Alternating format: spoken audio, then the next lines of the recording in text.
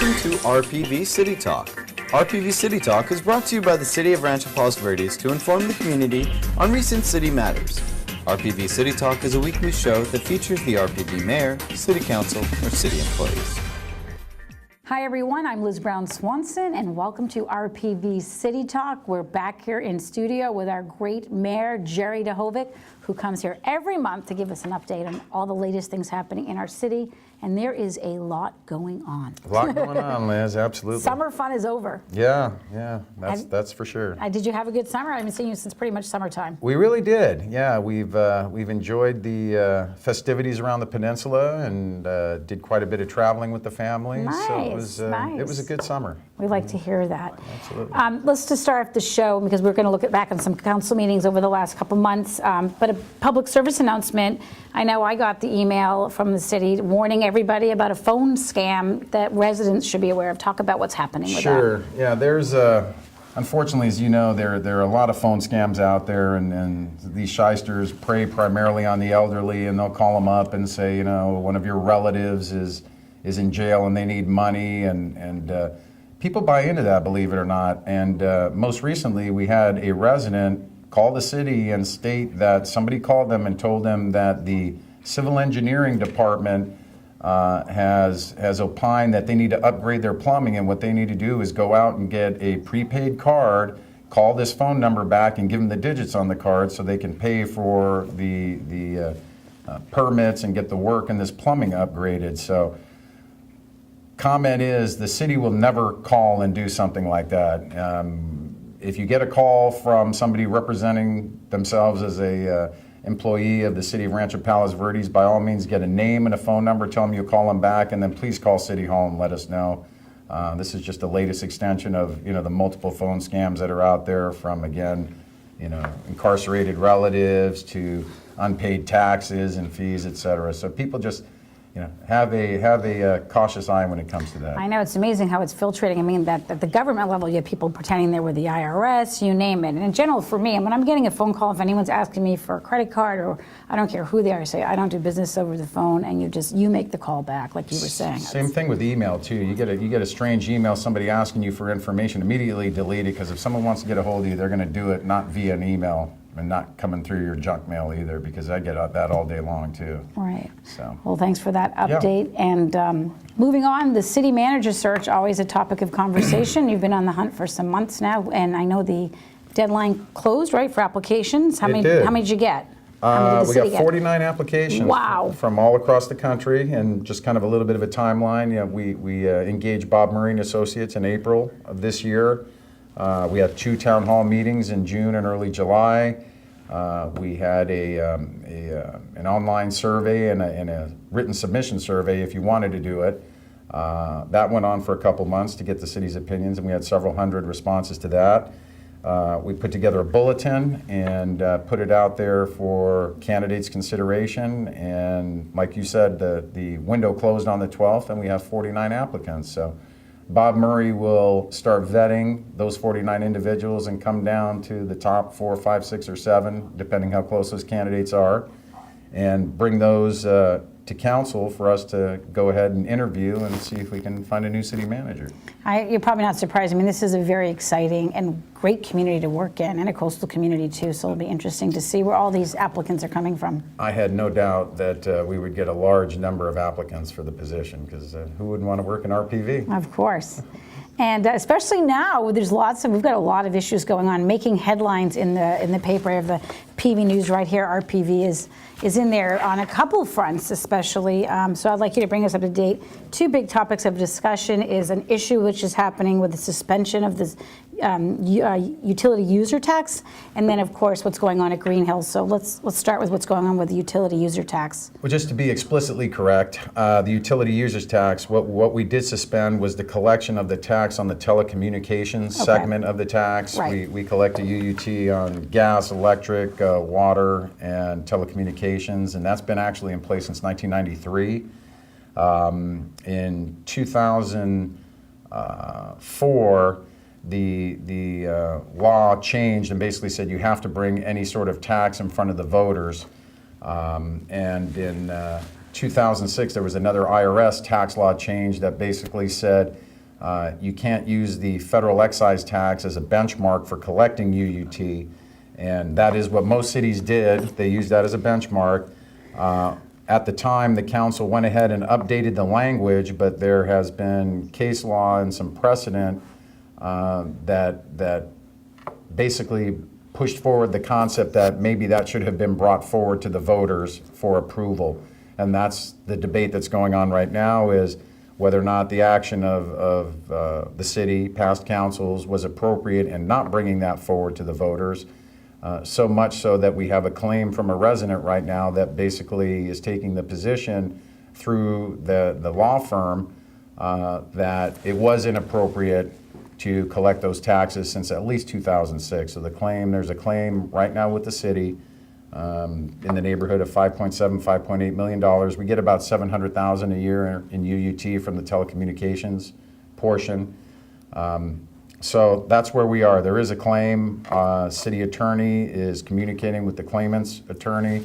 We'll see where that goes. For the record, there is no lawsuit filed yet, but I wouldn't be surprised if that's the case in the not too distant future. So you have an independent firm now investigating all this as well, or no? As far as to determine, is it been improperly collected? Has that been determined? Well, that's again subject to debate, and it depends who you talk to, and there is, there's facts on both sides of that argument, and that'll have to be adjudicated, and that's what the whole point of all this is. Right. So we have not hired an independent investigator yet on this particular topic. We may or may not in the future, and that's what, one of the many things that the council deliberates. But regarding the claim that $5+ million some say then should be refunded if it was improperly collected, there's also the other issue coming out that, well, in fact, if money is to be refunded, it only needs to be done for the last year. Can you explain that whole issue that we see coming up in this conversation? Sure. The municipal code states that, and it states it clearly, that you can only go retroactively 12 months from the collection of a fee or a tax that has been deemed inappropriate, and that is in our municipal code. As such, the council took prudent action, in my opinion, whereby, number one, we suspended the collection of the fee, and number two, we set aside a claim fund to deposit roughly $700,000. We don't know the exact number yet. The $700,000 is what we believe, in average, annually we collect for the telecommunications portion. Set that aside for, in all likelihood, a claims process for at least the 12 months. The debate is going to be whether or not the city is liable for anything beyond the 12 months. So. And then as far as this whole conversation of, okay, well, if you wanted to reinstitute that, it would have to go to the voters. That's correct. So it's not going to happen this November, correct? It's not going to happen this November, and unless the council declares an emergency, it's not going to happen in March. In all likelihood, I think there is a desire on the part of every member of the council, as far as I can tell, to bring this issue in front of the voters. I think the discussion really is whether or not, what is it, and we're going to actually do a survey and find out what is it that residents really do want, and we collect about $2.2 million, I think, a year in UUT, which is a pretty big chunk when you look at our budget. So we're going to see what the residents want to do and ask, should we continue with the UUT? And I can tell you that, a lot of people are very much in favor of continuing the UUT, and there are some that would argue that we don't need it. So we'll let the voters speak. So again, as far as you being mayor right now, as this started to unravel kind of back in the start of the summer, right? When it first July 4th, July 4th. Fireworks started. For you right now, what are the main questions that you need to see answered? Like, is really important that needs to be figured out in this whole with this whole controversy? Well, I apologize for not being able to potentially give you all my concerns, because there is a threat of litigation, and I have to be cautious about what I talk about. But there are some considerations. We'd like to find out, how the whole thing came to transpire, and have some lessons learned, and make sure that if we can prevent something like this in the future from happening, that we do so. Right. And since we're talking about lessons learned, let's move on to the other big issue right now. Seems to be taking up a lot of conversation in the community, and that's what's happening with Green Hills Memorial Park. Right. Explain what is happening over there and the concerns. Two things going on at Green Hills. We have a mausoleum that was built, about a $2.5 million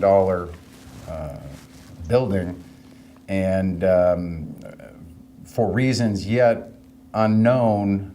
It was built outside the scope of the original approvals or the original plans. I don't want to say approvals because actually what was approved was the incorrect setbacks and a few other issues there. So this was brought to a forefront when the mausoleum was completed and they started having burials. The top of this mausoleum is actually grass, so it appears to be in-ground burials on the top of the mausoleum.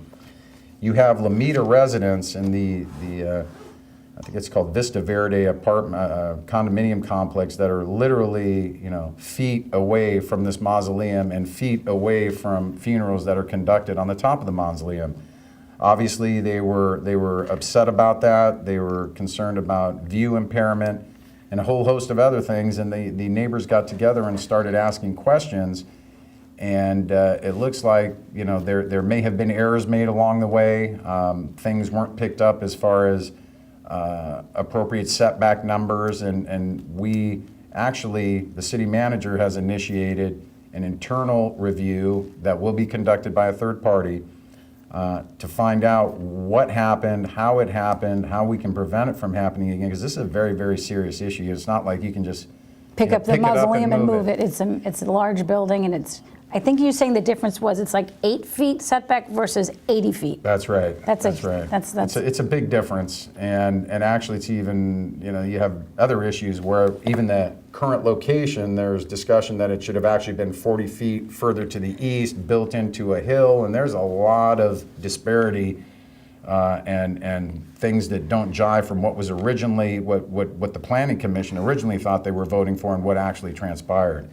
That was the one part, and that's a big one. And so based on that finding, at this point, has the city then asked Green Hills to stop we have activity on that rooftop? Well, we haven't asked them to stop all activity on the rooftop. There's a question on the northernmost row, which brings us to our other issue.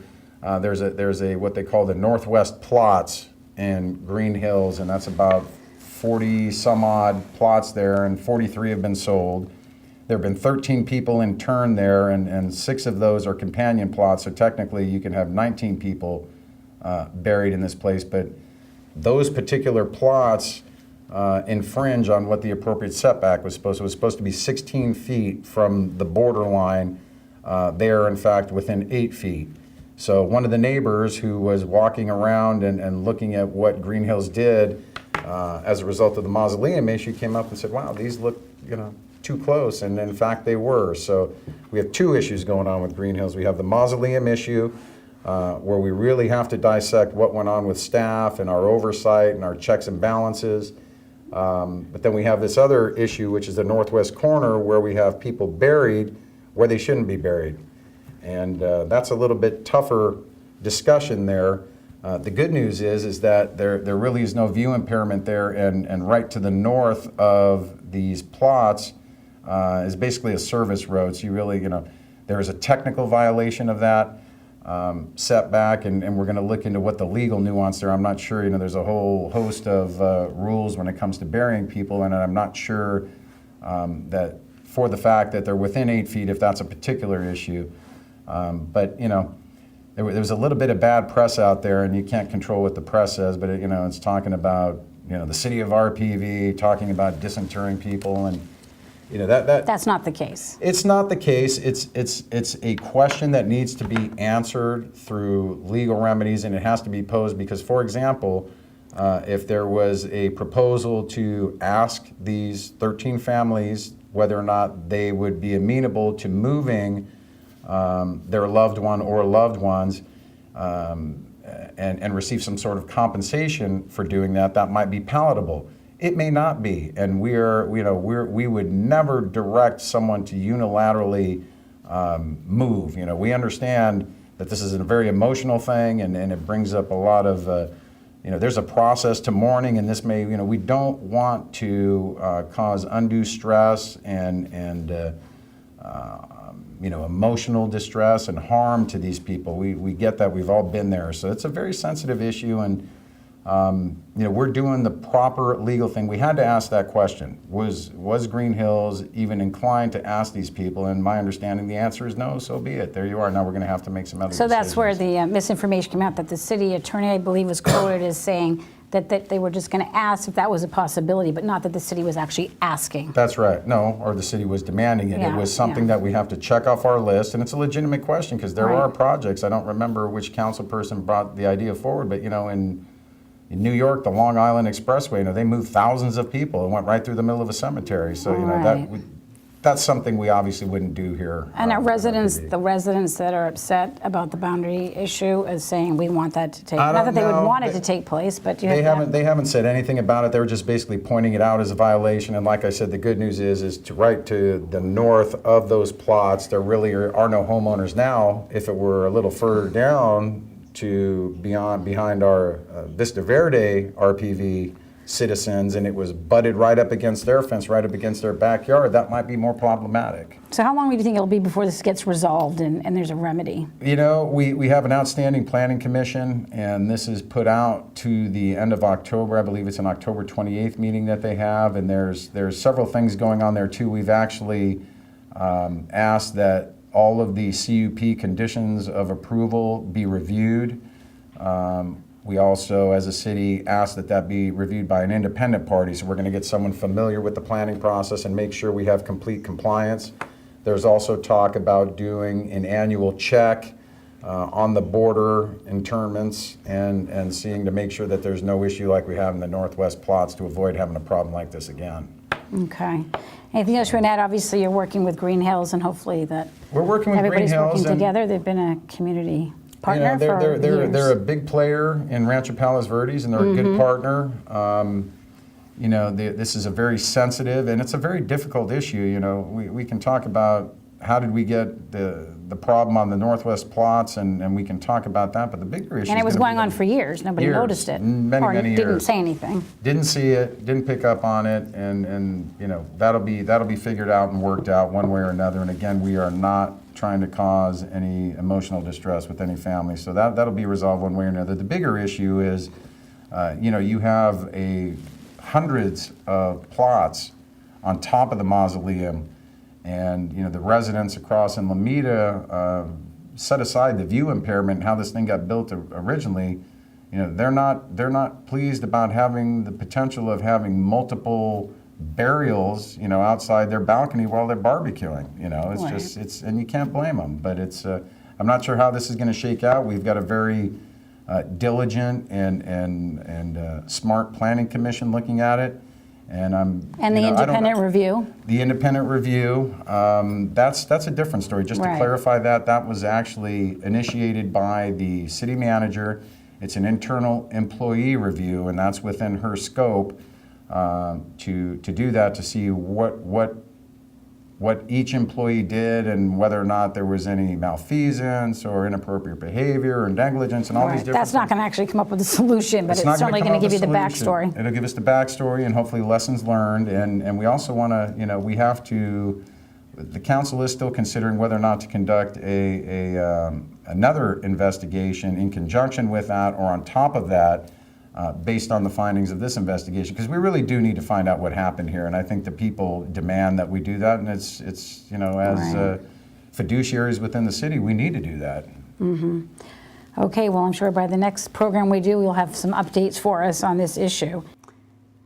All right, Jerry, I want to move on to talk about an issue that the entire community was paying attention to this summer, and that was what was happening along our coast, because we saw conditions with high surfs. It seemed even more frequently. You guys formed the city council, the Abalone Safety Task Force, to be down there and making sure that the community is staying safe, because sadly we had a drowning over the summer and numerous rescues just because people are just going in the water in unsafe conditions. So what's happening with just still being diligent along the coastline and having more safety officials out there just keeping an eye on the coast? Right. Well, that the whole situation started in early July. If you remember, there was the onset of a lot of internet and social media placement and talking about Inspiration Point, Abalone Cove, and Portuguese Point. And there were a lot of kids coming out and getting involved with this, putting music to their jumping and all these different things. So we did have the tragedy. Joseph Sanchez, 18 years old, lost his life down there.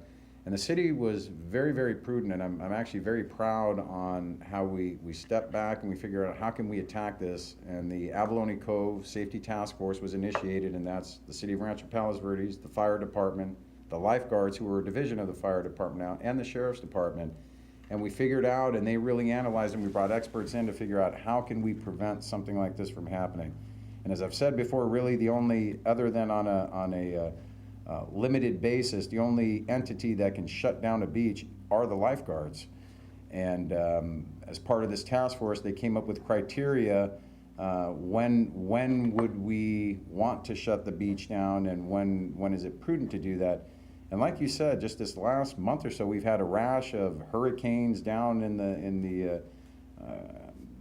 down on Baja and south of us that are bringing up these swells, these southerly swells, and that creates the problem. And we've actually shut the beach down at least twice, maybe 3 times, I don't recall, I think it was at least twice for extended periods of time, because of the monitoring that went on by the task force and the decision for public safety to shut those things down. So, hats off to the task force, and I really kudos to the city for spearheading this and taking very prudent action, in my opinion. Right, especially over the Labor Day weekend, because you had those hazardous conditions, so you were able to close down, the access to get down the trails. There were big signs up. I was actually there with Sergeant Dave Roses over the weekend just to see what was going on, and he said he never had seen, he grew up around here, the swells were so massive, yet people were just blowing right by those signs and they were issuing tickets. It's funny you say that. I heard the same thing, that people just, right in front of they got cars there, they got a big trailer, they got a sheriff car, sheriff station, and rangers, and it says do not enter, closed, and people just walk right by. So right, and I know I was talking to lifeguards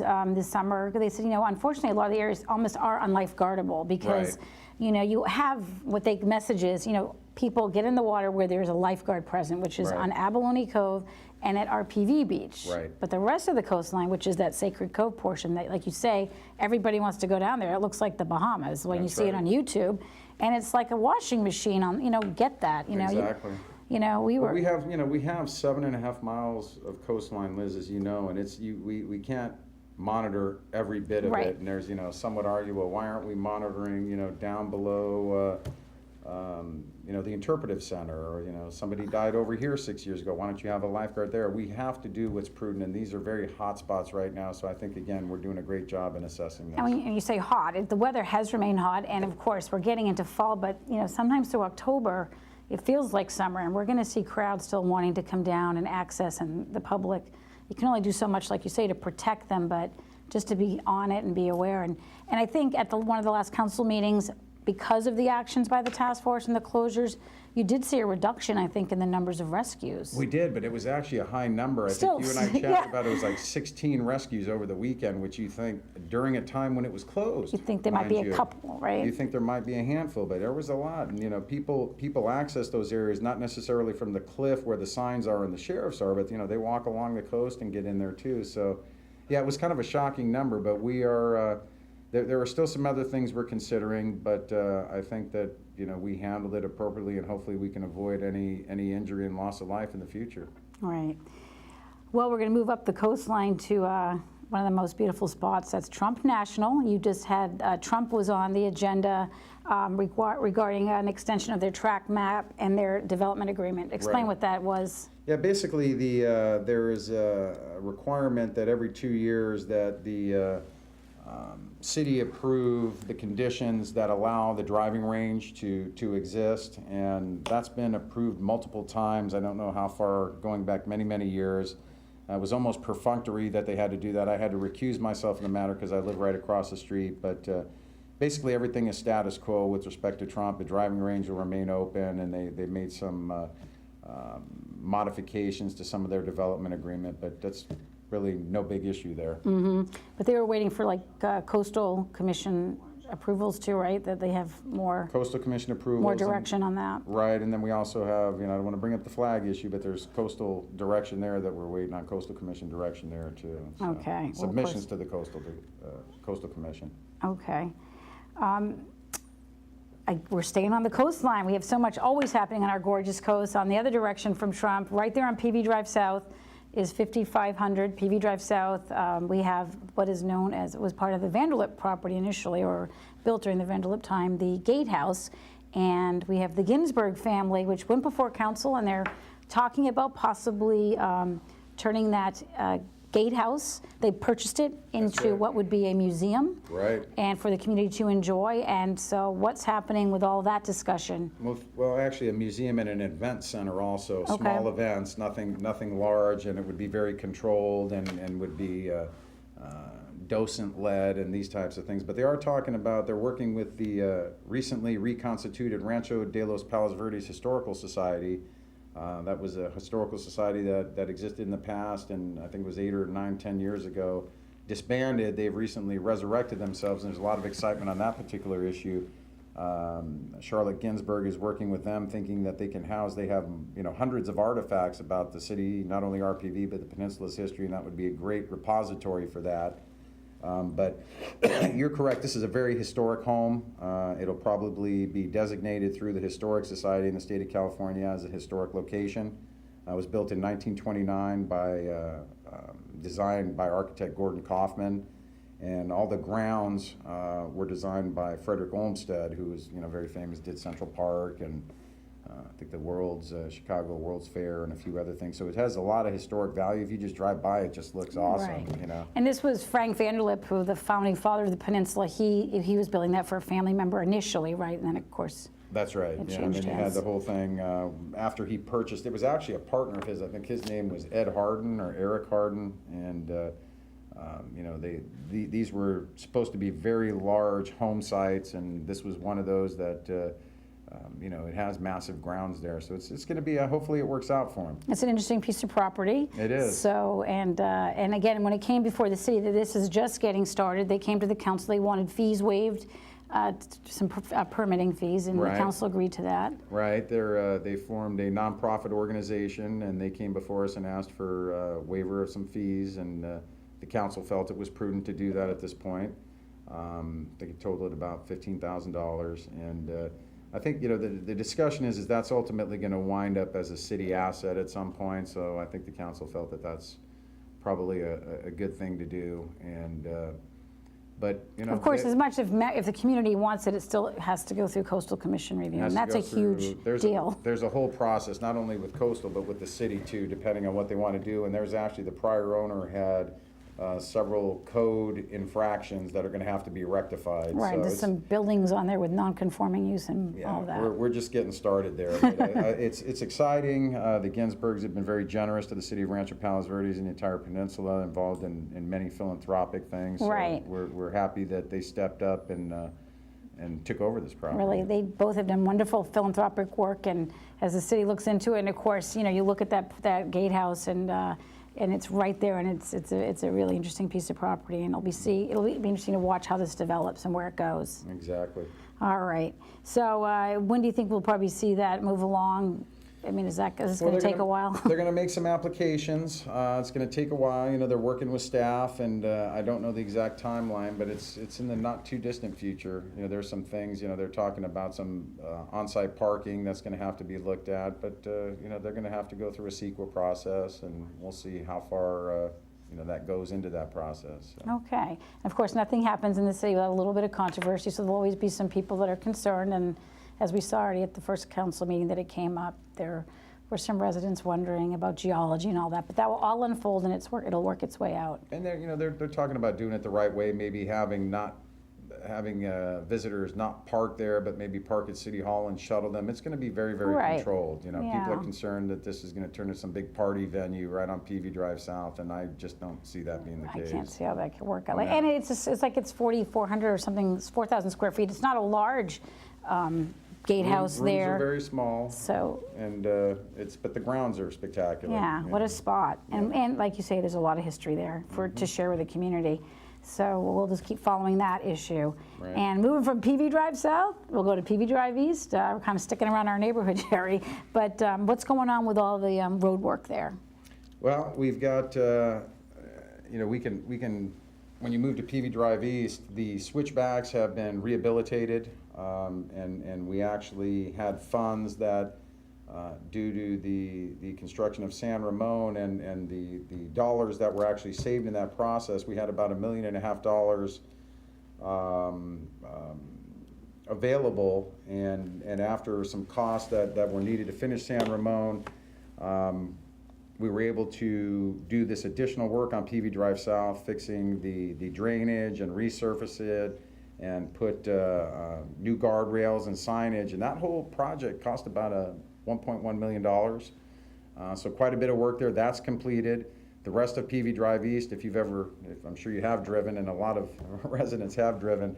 I drive around this hill all day long. Yeah, there's road widening going on, and sewer replacement and repairs, and there's going to be resurfacing and striping and signage and new bike lanes and all these things. And it's moving along very rapidly. We're looking probably at a completion date towards the end of the month of October. Excellent. But the switchbacks are done, and that rubberized pavement they put on, there's really something. It's a nice quiet ride. I really enjoy going down there now. All right. It's good stuff. Just keep it slow in that new car of yours. No. Oh, yeah. Now, San Ramon, biggest infrastructure project in our city. Right. What's happening there? Is it complete? It is complete. They are doing some plantings around the inlets now, some trail remediation and updating. We are going to have a grand opening October 15th at 9 a.m. I'm sure that'll be exciting, but it's ready to receive water. The project, as I said a second ago, came in under bid or under the budget. Came in at about $17.4 million, Great. which allowed us to do all the good work on PV Drive East and the switchback area. And actually, there's probably $300,000 or $400,000 yet in unallocated additional monies there. So we'll see if we wind up using that before the matching funds go away. But San Ramon is done. That wound up being an excellent project. I've had discussions with people who are in that space and commented, and they're actually RPV residents that commented that LH Woods did a great job, and that was a very difficult project, and we kind of downplayed that, but it was. It's amazing. It really is when you think about it, all the drilling and upslope and dumping into the ocean. So it was got a lot to be proud of there, and in less than a month we'll be kicking it off, and hopefully it'll give us another 100 years of service at least. Okay. Well, we won't be worrying about PV Drive South being shut down from the mud sliding down when the heavy rains. That's right. Yeah. Right. And thank God the residents down below will be safe too. We hope that that'll stabilize itself. All right. Well, congratulations to the council and staff too for just pushing that, because we've been talking about it for a long And time. past councils Right. and past staff that really, this has been a long time coming, decade or so, so if not longer. Excellent. Well, new on the scene, we have a new IT director that was hired. Dan Landon. And he came forward with a 5-year IT plan. Is that right, at one of your recent council meetings? He did. Yeah, I think it was not this last meeting, but the meeting before. And, Okay. yeah, Dan has been a great hire, and Dennis has done a good job in the past in setting the groundwork for this. But you really can't wear two hats when you're so busy as far as the IT side and the finance side goes. So very happy. I've had multiple conversations with Dan. His credentials are excellent. His experience and his background, and his immediately running with and implementing council direction that we've given over the course of the last 2.5 years or so. He's really hit the ground running, and we're very, very pleased. Right. So. Well, it's all about IT, and you have to keep that current and be relevant and fast moving, because it's always changing, but it can make a huge difference in how you conduct city business, as well as the whole issue of transparency we keep talking about, just getting information to the public quickly. Well, it's not only that, there are safety issues there, and connectivity, and the ability to be up and running in case of an emergency, Right. and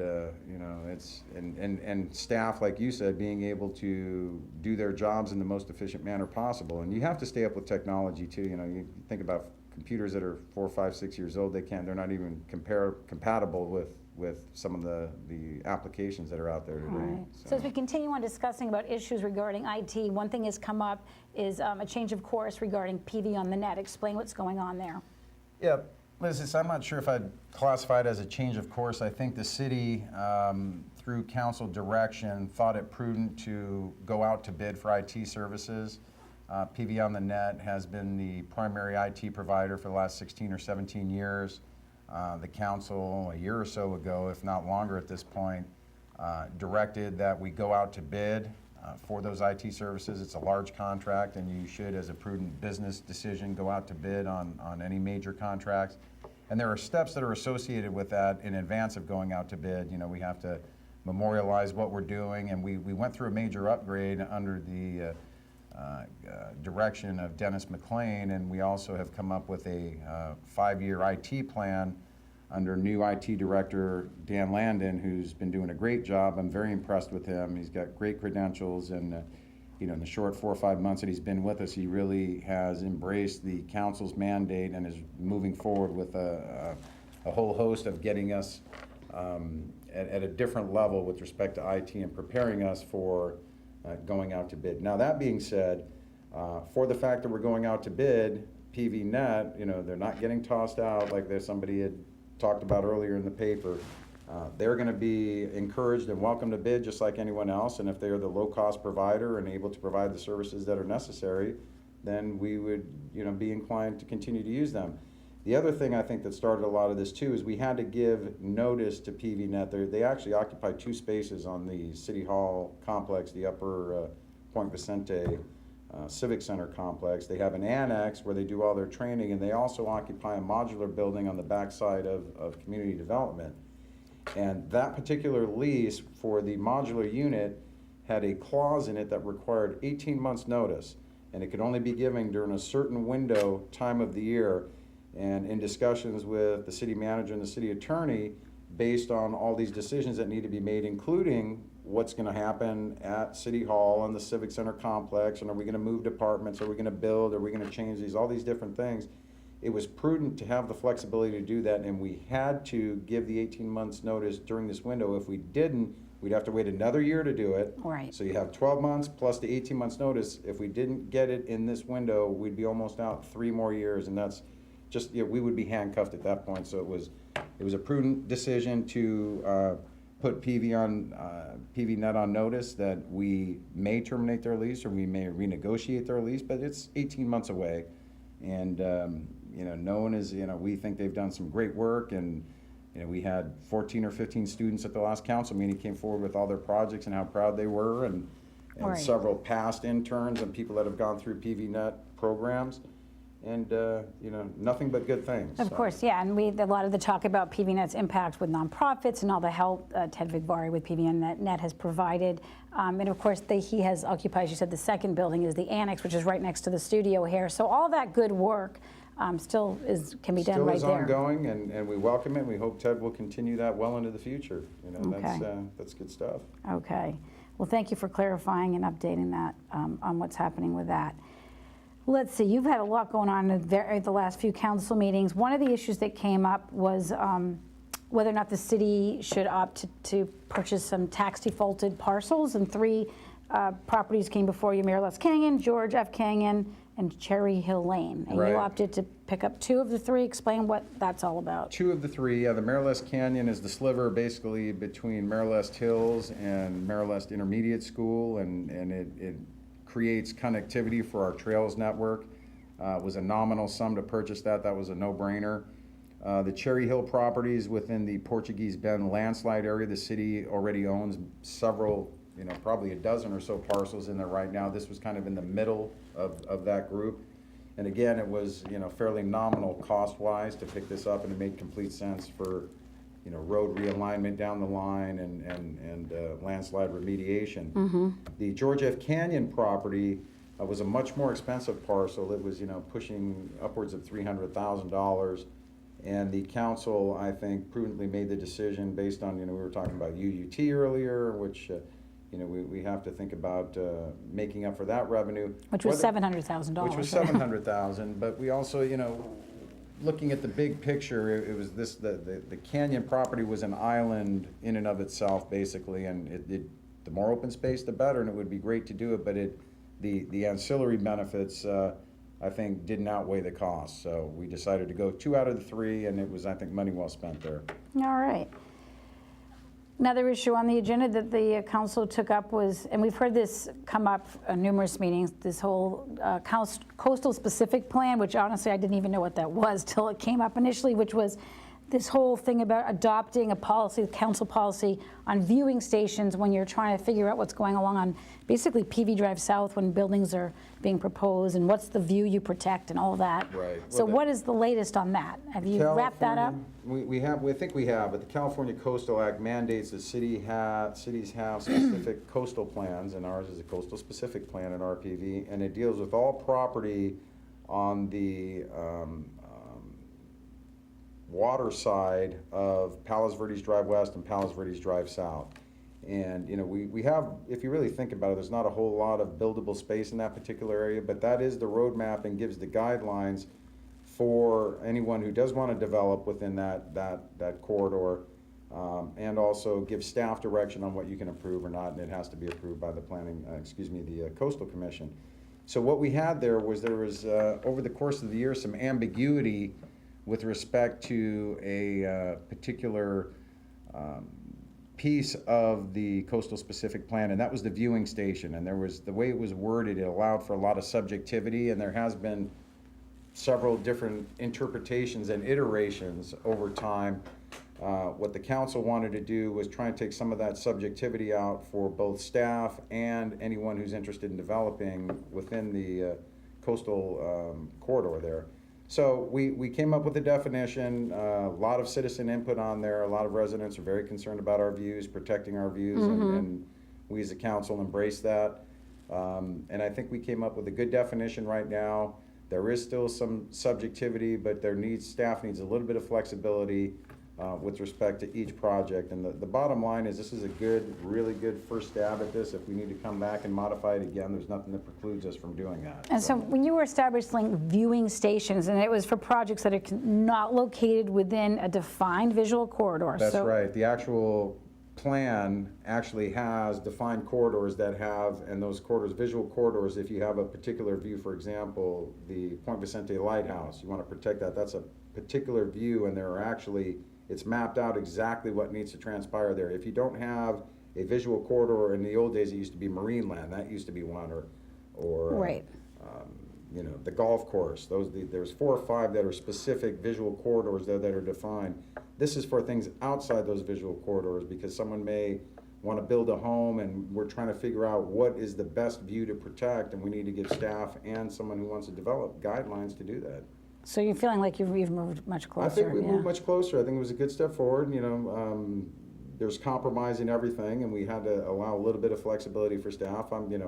If we could have had it definitive and cut and dry, that would have been great. But there does need to be some flexibility, because we have we don't have flat land here. Right. It was like there was discussion. Like, is it like on the lowest point of the fog line? The fog line. The fog line, which is the white line along the road. That's right? the white line that denotes the bike lane. They call that the fog line. Right. And the viewing station is primarily 3 feet above that. You're trying to protect the views from people driving and technically people walking along PV Drive West and PV Drive South. And we get to drive that every day pretty much to get to our homes, and the view is spectacular. Yeah, so I'm glad we're going to keep it that way. Protect our coastal zones, and one of the big issues that are coming up too is talking about protecting views are trees that over the course of the last 20 or 30 or 40 years since we've been incorporated have just grown up, and the view is slowly disappearing, and we really need to be prudent and stay on top of that.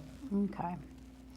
We're going to move along, and you're going to bring us up to speed on what's happening with John McTaggart Hall and the council chambers. There's you're going to have some renovations in the works? There's going to be some renovations. We're actually going to change it around quite a bit. Everything's kind of angular over there, and people complain about the screen. We're going to get modern and get some new filming equipment, new lighting, rearrange it where the council is going to be right to the back of the chamber. We're going to put some drywall on the walls and really make it look more like a chamber, a council chamber, when we're conducting our meetings. And Councilwoman Brooks has taken the bull by the horn on this and run with it, and was very enthusiastic and brought this forward. And I think her colleagues kind of said, Susan, go with it, and she's done a great job in conjunction with the city manager.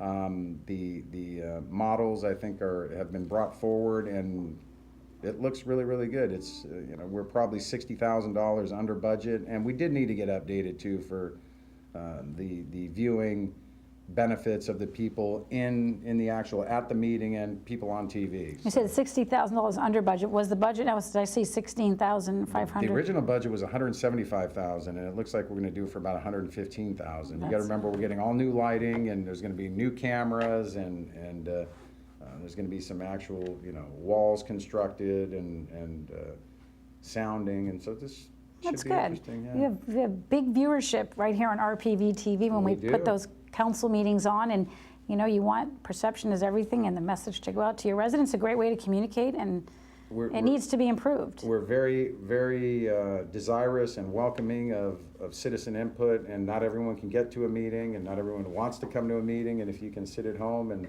Get eat the popcorn. drink a beer, and, Yeah. but no, it should be good, and it's long overdue, and Good. so we're excited about Excellent, that. excellent. We're getting down to the last few questions here, and if anything else comes up, since we're talking about cameras and what's going to happen with making improvements over there at the council chambers, what's going on with the video cameras and the discussion with the sheriffs having those APLRs? Is that what it is, or the video? ALPRs. ALPRs. We'll get that Right, acronym yeah. right. What's happening there? Where there was some discussion about that. Automated license plate readers. Yes.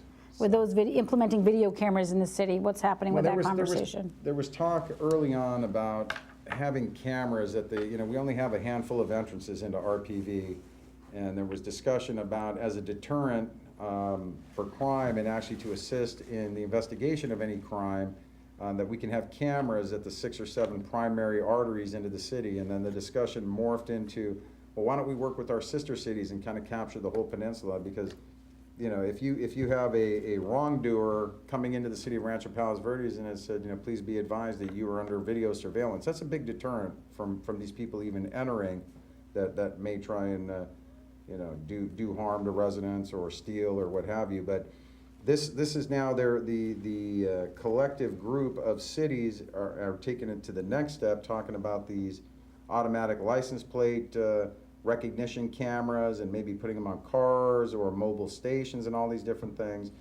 We'll see where that goes. I, for one, am probably a little more simplistic and think that we can have just cameras, which was the original idea.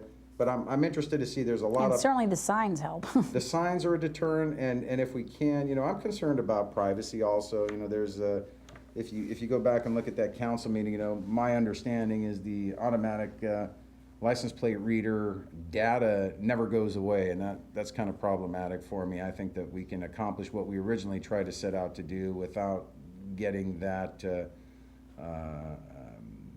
focused on keeping this data, and it's actually very expensive too. But we'll see. I'm reserving judgment. Councilwoman Brooks is working hard on this too on the committee, and we'll see. There's actually several residents that their companies bring forward this type of equipment that'll allow us to do that. So I think it's a good thing. We'll just have to focus on it and fine tune it. Right, and then talking more about it's all about trying to keep the residents here safe. That's job one. Yep. Safety is job one. But on the agenda, the council then opt out of what's called LARICS. LA-RICS, the Los Angeles Regional Interoperable Communication System. I'm not going to ask you to say that twice fast. That's a long The one. Los Angeles Regional Interoperable Communication Yeah, System. that one. Yeah. So what's that all We about? have not opted out. They actually extended the deadline for us Okay. to opt out, and this is a system that's being put forward by LA County where it will allow for interrelated communication amongst all jurisdictions under one radio frequency, and it would be towers, radio towers, and that's part of the issue too. They're talking about putting 3 large 80-foot towers within the city of Rancho Palos Verdes that some people may not be thrilled about. And they could do that without going through the normal permitting process within the city. The county has that jurisdiction, so something to consider there. But we also had very, very educated residents, and we have a whole ham radio community that is very, very integral in the emergency planning space and preparedness. And they have very strong opinions that this particular system is not necessary, but the decision has been put off, the deadline's been moved out, so we will gather more information and decide whether or not we're going to formally participate. Interestingly enough, as a contract city, whether we participate or not if the county goes forward with this system, the cost is going to be passed along to us anyway by way of the amount that we have to pay the sheriff or the fire department, because they're not going to eat the cost. There you go. We're going to pay one way or another. Okay. So. Well, anything you would like to announce to the community as we start to wrap this program up? Sure. I have several different things. You know, the Infrastructure Management Committee, we're in the midst of conducting interviews right now. We've had 18 applicants for the 7 spots, so that was a really, really nice turnout. And, you know, again, we have a very involved citizenry and very happy for that. And we did the first round of 6 people, and they are just extremely qualified. I'm looking forward to their input. And I mean, based on what you're calling the committee, they're going to just oversee and look at what moving forward with infrastructure projects, and how will they help the council and staff and all that? What will they be doing? They're going to advise the council on infrastructure decisions, you know, prioritization, feasibility, desirability, what do we want to do, what comes first, coordination, if we do this, should we do this at the same time? There's a whole host of things that these IMAC, the Infrastructure Management Advisory Committee, will hopefully be able to impart that knowledge and analysis onto council, because, you know, as a council member, there's only so much you can do, and that's why we have these advisory committees, number one, for their expertise, and number two, it's a very solid way of ensuring community input into our decision making. Right, and it helps with efficiency and all that. Yeah, it's you know, they're gonna be talking about parks and buildings and trails and streets and Altamira Canyon, storm drains, sanitary sewers, the Portuguese Bend landslide. These are all different things, and actually, it's very important that they're going to coordinate with the FAC also, because we have all these great things, but we got to figure out how the heck we're going to pay for it too. When will you be announcing in that committee? We've got the next 2 meetings, 6 individuals at each meeting. So I think it's in the middle of October. I don't know the date of that meeting, but it's going to be in short order. And I think the first meeting is anticipated to be in November. So we're going to get them to work pretty quickly. All right. A couple other quick things. If you know, council watchers are noticing, in the last 2 months or so, we've started this. It's morphed into a program that we're trying to pick up a name, and maybe we'll come with a name, but we're calling it Celebrating RPV's Heroes at this point, and we've honored 3 World War II veterans that reside in RPV. We had Colonel Jack Downhill, we had Captain Koss, and we just had Mark Cohn at our most recent meeting. And if you go back and look at their stories, it's just it's amazing what that generation did and what they did to preserve freedom and our way of life. And, you know, they're getting into every one of those individuals in their 90s. Mark Cohn was 94 and a half and sharp as a tack, and deserved, you know, recognition, as did Captain Koss and Colonel Downhill. They all have their own story. So as I said, one of the things I enjoy most about being on council is talking with residents and interacting and helping them out on the small things. But this is kind of at the suggestion of a resident.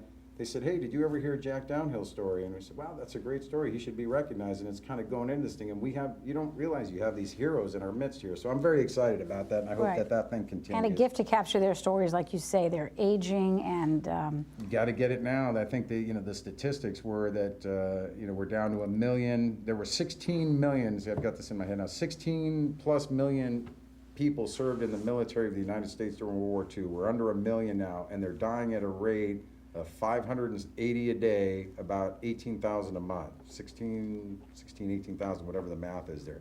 So they're going quickly, and once they're gone, they're gone. I know that our RPV TV reporter John Clayton has been working on doing some segments about these heroes. Thank you to John Clayton. He's embraced this. He actually came over to my house and we talked about the project. He's really, really embraced this, and I thank him for that. And city staff has embraced it, the city manager, and I think the residents have embraced it. I've gotten nothing but positive feedback. And like I said at the closing of the last meeting, I said, if that doesn't warm your heart, you're not, And the last thing I want to mention is I attended what they're calling the Mayor's Council that was originally set up by Mayor Garcetti, LA Mayor Eric Garcetti. He thought that all the mayors in LA County, 88 cities in LA County, that we have such common interest and common issues that we should at least get together and talk about these things and see. Although we may be competitors, we're really not. We're really on the same page, and see if we can help each other. But one of the things that I want to share with people that I found troubling, but that people should know. And we talked about water before, and the water, we had the joint meeting with the Emergency Preparedness Committee on Water.